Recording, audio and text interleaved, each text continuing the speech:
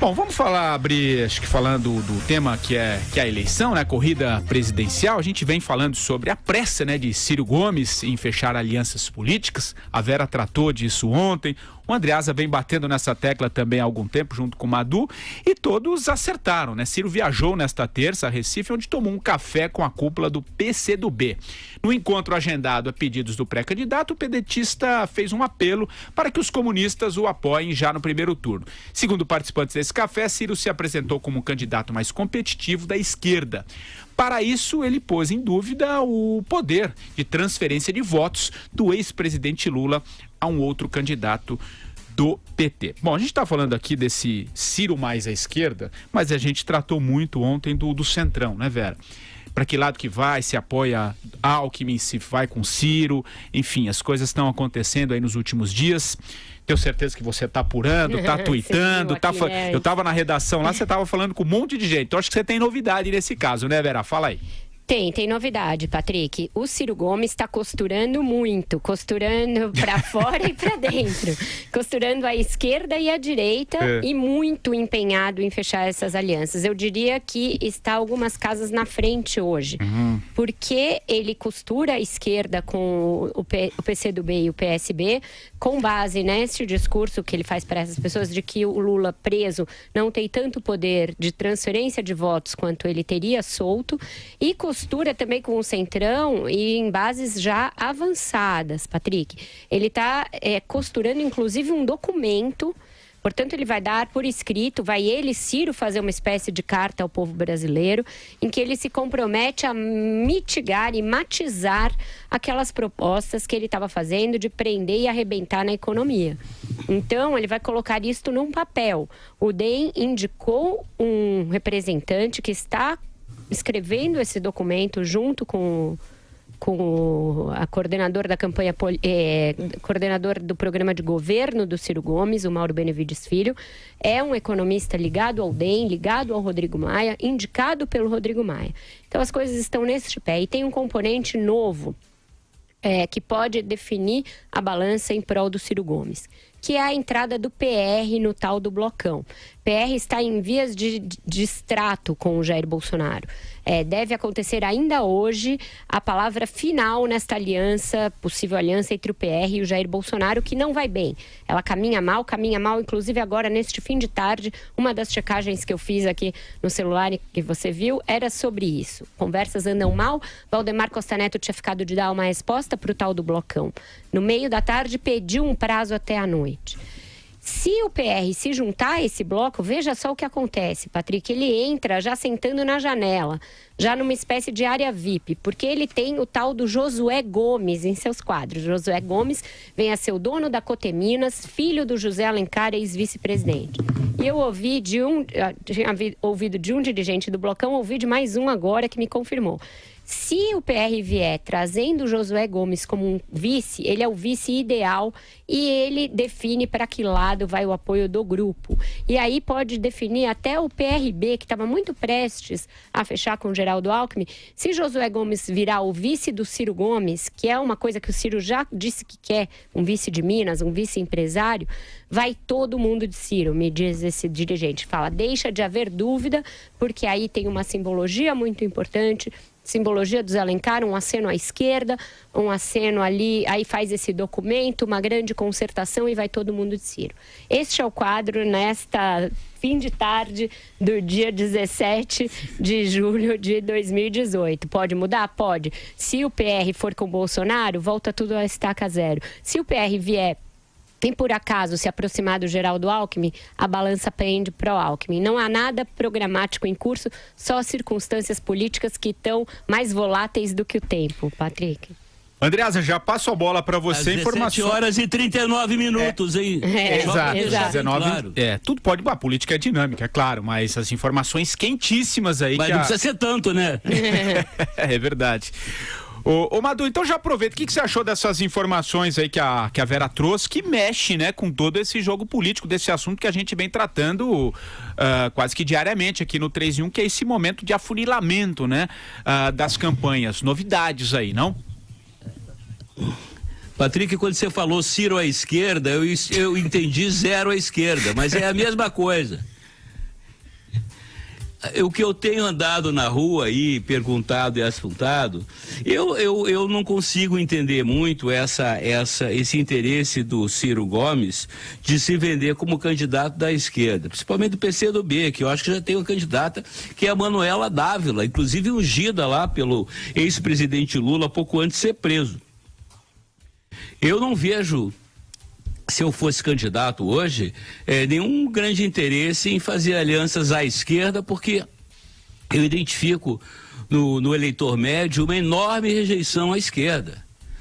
Basta você ver o que aconteceu nos nossos últimos anos, a situação da nossa economia, né, a questão da corrupção, somar 2 e 2, ver que são 4 e ver que o eleitor não vai sufragar a esquerda, como a esquerda já foi derrotada nas últimas eleições para prefeito. Ou eu estou completamente enganado, né? Estou sendo traído pela minha memória.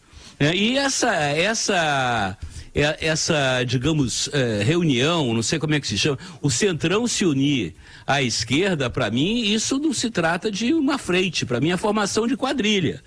O que se percebe desse acordão aí é que vai ser um grande centrão, o Centrão com a esquerda vão fazer um acordo de leniência. Né? Vão dar uma anistia ampla, geral e restrita para todos os corruptos, inclusive aqueles que estão cumprindo pena, o Lula e tudo mais, né? Vai ser uma anistia geral para bandidagem.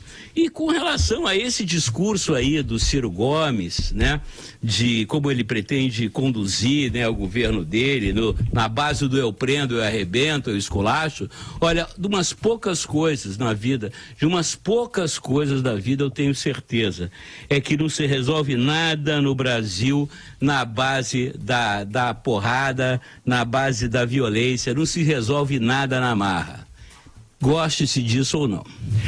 Carlos Andreas, agora sim, as suas considerações aí, essas informações quentíssimas aí que a Vera trouxe aqui logo na abertura do programa. O que você acha, o caminho aí do PR que muda todo esse jogo, essa configuração, se isso de fato acontecer, né? O panorama descrito pela Vera é primoroso. É isso, extraordinário retrato. O retrato, porém, é muito feio, né?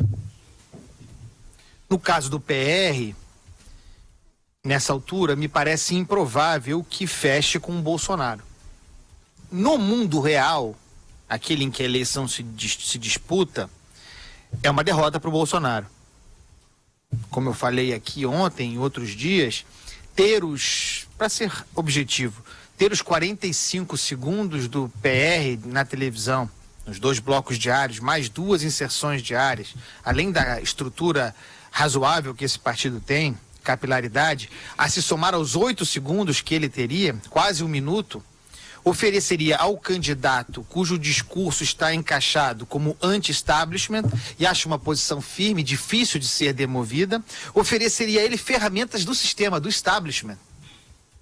Parecido, é uma comparação imprópria, mas serve para a imagem, parecido com aquilo que o Donald Trump conseguiu nos Estados Unidos.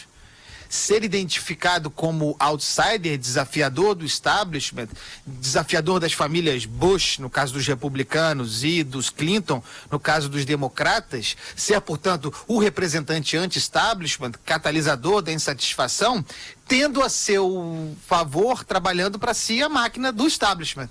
No caso, muito maior do que o PR, evidentemente, a máquina do Partido Republicano. Essa é uma questão.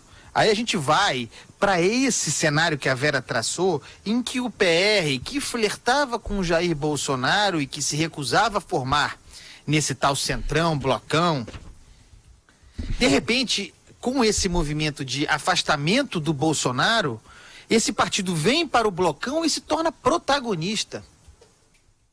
Isso é um sinal de disfunção. Há um problema nesse blocão que essa situação expõe. Você tem lá partidos como o DEM, com alguma estrutura, tem um presidente da Câmara, tem o PP, um partido grande. Esses eram os negociadores em nome do blocão. Blocão em que eu continuo a não acreditar, acho que ele vai se rachar. Mas pensemos na ideia de conjunto. O PR se desloca e assume em função da reprodução de um modelo que deu certo com Lula, porque é disso que se trata, né? A gente volta a 2002, ao ex-vice-presidente José de Alencar, empresário pai do Josué, dando ao Lula e o seu projeto à esquerda, nacional desenvolvimentista, a chancela do mercado, do setor produtivo. E aí, todos esses anos depois, o Ciro Gomes, com o mesmo discurso, não se enganem, com o mesmo discurso, vem e quer reproduzir esse modelo. Vocês vejam que o Brasil não anda para trás. Desculpa, o Brasil anda para trás, não anda para frente. E quem esse projeto traz? Porque precisa trazer obrigatoriamente, são as forças que andam para trás. Evidentemente o DEM tem que estar aí. Nesse arranjo faz sentido que o DEM esteja aí. É o arranjo em que o DEM, a formar com Ciro Gomes, acabará. Novamente, apontará para a extinção. O Ciro Gomes só tem viabilidade eleitoral, insisto nesse ponto, como candidato valá de centro-esquerda. Ele só tem chance de ir a algum lugar apostando no espólio do Lula, apostando, e acho que ele vai quebrar a cara, mas é a chance que ele tem, apostando em que o Lula, uma vez ungindo o seu candidato, o candidato lulista, não consiga transferir tantos votos. Essa é a chance do Ciro Gomes. É nesse lugar que o DEM quer estar, por exemplo, o antigo PFL, o lugar em que Ciro Gomes viaja para o Nordeste para se reunir com as lideranças do PCdoB, o Partido Comunista do Brasil. É a esse lugar que o senhor Rodrigo Maia quer levar o seu partido? Mais uma vez apontando para a extinção, não existe política nisso. Só pode haver interesses pessoais dessas lideranças. O que você acha, Vera? Interesses pessoais e aquela política comezinha. Vamos lembrar que a gente tem aí uma perspectiva de uma reforma política a partir de 2020, que partidos que não alcançarem um certo número podem ser extintos. Então, esses partidos estão caminhando para uma lógica que é muito numérica, Patrick. E eu discordo um pouco do Andreasa quanto às chances do Ciro Gomes. Se ele ficar falando só com a esquerda, ele vai ficar medindo ali terreno com esse candidato do PT. E aí pode não ir para o segundo turno se o Lula conseguir transferir. Com a entrada de alguém do PT, ele automaticamente tende a fazer um aceno ao centro. E ele faz um aceno ao centro que é parecido e, na verdade, tenta emular totalmente o que o Lula fez em 2002. Ele não está sendo original nessa caminhada, nem nos nomes. Até o vice, ele está tentando pegar também, né? A mesma família do vice do Lula em 2002. O documento tem tudo, tem todos os mesmos passos do que o Ciro fez em 2002, que foi quando ele se tornou viável. A modulação do discurso é a mesma. O Lula era o sapo barbudo, o Lula era aquele cara que amedrontava, que estava sempre com a cara crispada, o senho franzido. Ele virou o Lulinha paz e amor, aquela coisa da esperança de vencer o medo, a partir da entrada do Duda Mendonça. Você veja que o Ciro Gomes, depois de uma sequência desastrosa de fatos, ele simplesmente fechou a boca e desapareceu dos holofotes. Está atuando só nos bastidores. Então, eu acho que essa costura que ele está fazendo, do ponto de vista da lógica dele, de quem precisa romper os grilhões da esquerda, caminhar para o centro e não ficar disputando com o candidato petista um lugar no segundo turno, para se destacar desse pelotão, eu acho que ela faz sentido. E eu acho que ela, se bem sucedida, praticamente aniquila as chances do Geraldo Alckmin. Praticamente, se bem sucedido essa costura que ele está fazendo, espera só um minutinho, Madu, se bem sucedida essa costura que ele está fazendo, que concordo com o Andreasa, não tem lógica ideológica nenhuma, é um puro arranjo fisiológico, etc. Mas se bem sucedido, a meu ver, praticamente tira a possibilidade do Alckmin. É de se observar. Diga, Madu. Não, corroborando o que você está dizendo, né? Juntando forças, o problema, para ser bem moderno, né, em cima de tudo isso, você tem que criar uma narrativa, né, uma historinha para contar para os eleitores. E o que eu vejo, o que eu concluo, que a esquerda brasileira hoje, ela não tem nenhuma narrativa, não tem nenhuma proposta. A única história deles é Lula livre, que não leva a lugar nenhum. Né, que não compra ninguém, não compra o coração, né, de ninguém, a emoção de ninguém. O problema hoje, eu acho que da esquerda e de qualquer candidato que se aproxime dela, é encontrar uma narrativa convincente em que você aponte caminhos para o Brasil sair da camisa de 7 varas em que ele está metido. E eu não consigo ver, né, a esquerda nem capacidade de criar esse discurso e nem credibilidade, né, da sociedade para acreditar nesse discurso. Deixa eu só fazer uma observação que é engraçada. Enquanto o programa está transcorrendo aqui, eu tentando entender o que está, né, na mesa de negociação, perguntei para um dos dirigentes do tal blocão, e como seria esse documento? Uma nova carta aos brasileiros? Aí a resposta dele, não com esse nome. Então, pelo menos o título eles vão mudar. Né? Diga lá, né? O Andreasa, a partir do que a Vera disse também, enfim, esse blocão, centrão, enfim, como cada um define a sua maneira, em conjunto com o Ciro Gomes, para você, bye Geraldo Alckmin nessa corrida? Pois é, essa é uma reflexão importante a ser feita. Eu tenho uma crença de projeção eleitoral, segundo a qual a esquerda estará no segundo turno. Apesar de tudo isso que disse o Madureira. Muito mais com base em velhas estruturas, com base, por exemplo, na força do Bolsa Família, do voto muito cristalizado do Nordeste brasileiro. Eu acho que, acho que o candidato do Lula, seja quem for o candidato lulista, estará no segundo turno. E que as chances do Ciro Gomes seriam maiores tentando enfrentar esse candidato, que seria o seu único adversário à esquerda, apostando que talvez, ao contrário do que eu projeto, a capacidade de transferência de votos do Lula não seja tão grande assim. E que o seu próprio candidato escolhido seja um fraco, porque será. Fernando Haddad, Jacques Wagner, seja quem for.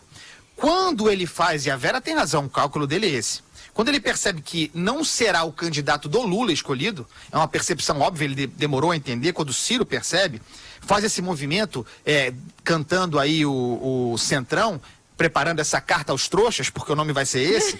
Quando ele faz essa guinada ao centro, o Ciro Gomes, ele vai disputar um lugar no segundo turno, não só com o Geraldo Alckmin, como também com o Jair Bolsonaro. Então, a meu ver, aqui nesse lugar, nesse deslocamento, entre aspas, ao centro, que também é, na percepção do eleitor, o centro-direita, ele divide ainda mais esses votos. Ele não apenas dificulta a situação do Alckmin, a existir esse blocão mesmo, conforme se desenha unido, indo para o Ciro Gomes, ele de fato dificulta muito a situação do Alckmin, como dificulta a sua própria situação. Com isso eu quero dizer o seguinte, se isso acontecer, o grande beneficiado é o Jair Bolsonaro. Você vê assim, Vera? Não acho. Acho que aí o Bolsonaro vai enfrentar um concorrente com uma força ali no centro e uma força no Nordeste. Que o Geraldo Alckmin por hora não tem e que o Ciro Gomes por hora não tem. Vamos lembrar, Patrick, que esse jacaré com cobra d'água, essa mistura aí de partidos ao centro, à direita, à esquerda, não é inédito no Brasil. O Lula já operou este milagre. Ele fez isso em 2006, fez isso em 2010. Na sua própria reeleição, na primeira eleição da Dilma e mesmo na segunda, ele conseguiu juntar PR, PP, PCdoB, conseguiu juntar o PSD do Kassab na da Dilma, nas duas da Dilma o PSD do Kassab esteve... Então, não é inédito. Essa geleia geral é bem brasileira. E o DEM está levando em conta essa sobrevivência numérica que eu me referi. Rodrigo Maia virou um líder à lá Eduardo Cunha. Ele não é diferente do Eduardo Cunha. A liderança que ele exerce sobre esse baixo clero, sobre esse centrão que é também ele uma geleia geral, é desse tipo de liderança de cacique que dá carguinho aqui, que dá uma relatoria em comissão acolá. E o que ele está olhando muito fortemente para definir o futuro do partido, e aí com a anuência do ACM Neto, porque eles jogam juntos, é a sua reeleição para a presidência da Câmara. Tanto que eles estão dispostos a abrir mão da vice, porque julgam que este lugar, a presidência da Câmara, é um posto político mais importante para assegurar que o partido vai ser grande ainda a despeito de quem for eleito. E aí eles olham para o Ciro e veem mais chance do tal cheiro de vitória, mais chance eleitoral. É um cálculo rasteiro, rastaquera, faz as pessoas de trouxa porque o que um defende é o que o outro sempre criticou e vice-versa, mas é nesses termos que a conversa está posta na mesa. Você quer falar? Vera, vai, Andreasa, claro. E depois eu queria trazer um outro elemento aqui para a discussão que é importante dentro desse tema que está riquíssimo aqui nesse primeiro bloco. Vai lá. É que essa discussão tá muito boa. Eu adoro essa discussão. Mas eu quero trazer mais um nome aqui que a gente tá deixando meio de lado, mas que é importante. Deixa eu mostrar aqui. É um diagrama da fisiologia. Olha aqui, tô mostrando. Eu fiz o diagrama da fisiologia aqui para poder comentar esse assunto. É um troço delicado. Eu queria fazer o seguinte comentário. Claro. Que para mim duas coisas. Primeiro é o seguinte. Embarcar na canoa do Ciro Gomes, eu falei isso ontem, tenho falado, embarcar na canoa do Ciro Gomes pode parecer para esse pessoal promissor agora, mas eles vão embarcar numa canoa antes que haja a candidatura petista, a candidatura do Lula, que vai ter impacto sobre a posição do Ciro Gomes, esteja onde ele estiver. Porque ele tem eleitor hoje declarado que, uma vez havendo o candidato lulista, vai deixá-lo. Então, ele vem de uma posição que não é real, não é consistente com o que virá aí, Ciro Gomes. A outra coisa é a seguinte, a gente fala aqui no programa sobre esquerda, direita e sobre esses partidos, por exemplo, DEM, e chamando de direita, PSDB, associado à direita, é evidente que na prática, se a gente for pegar a atuação pública desses partidos, aquilo que eles entregam na administração pública, eles não são de direita. O PSDB tampouco, social-democrata, por definição, não é. É que nós falamos aqui, e é importante em análise eleitoral, do ponto de vista de percepção do eleitor. O Brasil foi governado nos últimos quase 15 anos por governos petistas, governos de esquerda. Por oposição, o PSDB e os seus aliados acabaram sendo percebidos pelo eleitor como centro-direita. Não são. Mas é importante ter essas distinções entre o que é conceitualmente e o que é percepção do eleitor.